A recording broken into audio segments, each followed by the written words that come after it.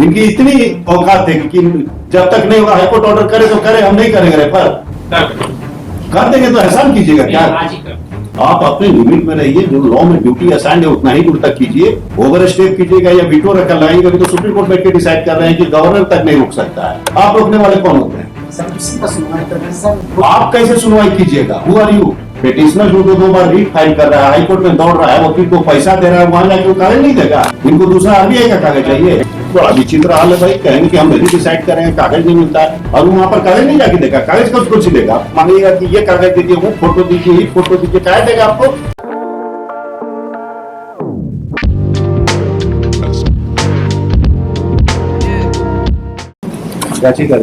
क्या है? पहले कंटेम्प्ट है ना? हाँ हाँ, तो पहले तो क्या है वो तो देखे, पर्सनल से क्या लेना देना है, ऑर्डर से मतलब है ना वकील साहब। There is a command that has not been obeyed. That is the problem. Which is the impugned order. इसमें तो पिछला रिट का ऑर्डर है कंटेम्प्ट इनिशिएट करने का। हाँ है। हम क्या करें? इस ऑर्डर को तो हमको कंप्लाई करना होगा। इट इज बाइंडिंग अपॉन मी। हाँ, उसमें कोई आप तो कंटेम्प्ट शुरू कर देते हैं। नहीं, कंटेम्प्ट इनिशिएट किया जाएगा। इनका कहना है कि एप्लीकेशन जो फाइल, हाँ आप बताइए सर, इस अवार्ड में जो टोटल राशि था वो पेमेंट हो चुका है। कुछ जो पेमेंट सो पूरा हो गया, उनको एक बार 63 लाख, एक बार 36 लाख कितना भी दे दिए, उनको लगता है कि कम मिला है तो रेफरेंस होगा ना।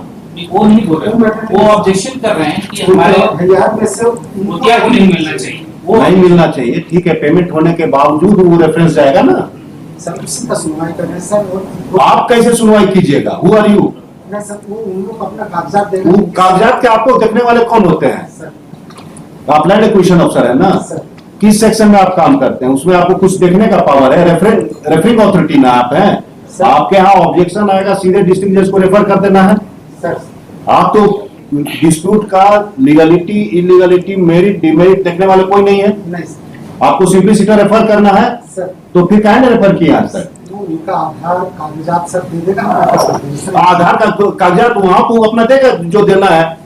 मामले को नीचे से करते थे, नीचे से हमको चाहिए थोड़ा तभी लेंगे सर।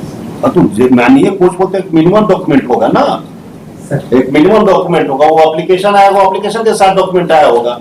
ठीक है सर, सर रेफर करना ही है आपको। आप who are you to decide कि जेन्युइन है कि इनजेन्युइन है, पैसा पेमेंट हो गया कि नहीं हो गया है। इनफेक्शुअस नहीं होता है।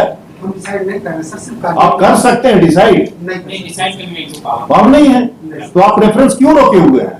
कागज के कागजात मांग रहे हैं सर कि हम रेफर कर दें। तो रेफरेंस कीजिए, कम कागजात रहेगा, वहां पर कोर्ट अपना मांगेगा, नहीं होगा तो रेफरेंस फेल कर जाएगा। इन व्यू ऑफ द क्या कहते हैं प्रॉपर डॉक्यूमेंटेशन नहीं है। अब ये करने के लिए हम बैठे हैं कि बोलेंगे कि हम कागज दिए, वो बोलेगा कि हम कागज नहीं दिए। ये डिस्प्यूट रिजॉल्व करने के लिए बैठे हुए हैं। पिटिशनर यहाँ 2 बार रीट फाइल कर रहा है, 1 बार रीट फाइल किया, 2 बार रीट फाइल किया और वो कागज नहीं देगा। पिटिशनर जो 2 बार रीट फाइल कर रहा है, हाईकोर्ट में दौड़ रहा है, वकील को पैसा दे रहा है, वहां जाके वो कागज नहीं देगा। इनको दूसरा आरबीआई का कागज चाहिए। आरबीआई का कागज चाहिए आपको। आज डेट था, तो डेट था तो आज रेफरेंस क्यों नहीं हुआ? तो रेफर कीजिए जाके। तो विचित्र हाल है भाई, कहेंगे कि हम नहीं डिसाइड करेंगे, कागज नहीं मिलता है। 2 बार आदमी हाईकोर्ट फाइल किए हुए है, हाईकोर्ट में परसू कर रहा है केस और वहां पर कागज नहीं जाके देगा। कागज का कुछ देगा, आप मांगिएगा कि ये कागज दीजिए, वो फोटो दीजिए, ये फोटो दीजिए, क्या देगा आपको? Dispute is there, admitted position है कि दोनों फैमिली मेंबर्स हैं, ये है ना एडमिटेड पोजीशन। तो जब फैमिली मेंबर्स है, फैमिली मेंबर्स का डिस्प्यूट है, पार्टीशन का डिस्प्यूट है, या तो ये एग्रीमेंट से होगा, एग्रीमेंट होगा तो रेफरेंस का जरूरत नहीं है, कोई मतलब नहीं, कोई डिस्प्यूट आएगा नहीं। अब डिस्प्यूट आपके सामने आ गया है, there is it is a matter of partition. तो पार्टीशन कौन डिसाइड करे?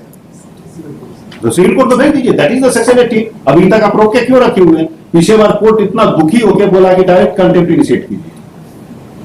पिछला रिट का ऑर्डर देखिए, दैट इज बाइंडिंग अपॉन मी। पीछे रिट का ऑर्डर देखे ना भाई, पार्ट बाय द कोर्ट में जस्टिस राजशंकर देख रहे हैं ना, एगोनी ऑफ द कोर्ट देख रहे हैं ना, हम भी रोज एगोनी में है।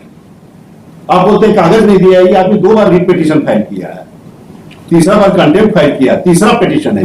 हाईकोर्ट में वो 3 बार आया, आपको कागज नहीं दिया होगा, और क्या कागज देगा जब इट इज एडमिटेड पोजीशन की, it is a partition suit. इनकी इतनी औकात है कि जब तक नहीं होगा हाईकोर्ट ऑर्डर करे तो करे, हम नहीं करेंगे रेफर। कर देंगे तो एहसान कीजिएगा क्या? आज ही कर, आज ही कर। आप अपने लिमिट में रहिए, जो लॉ में ड्यूटी असाइन है उतना ही दूर तक कीजिए।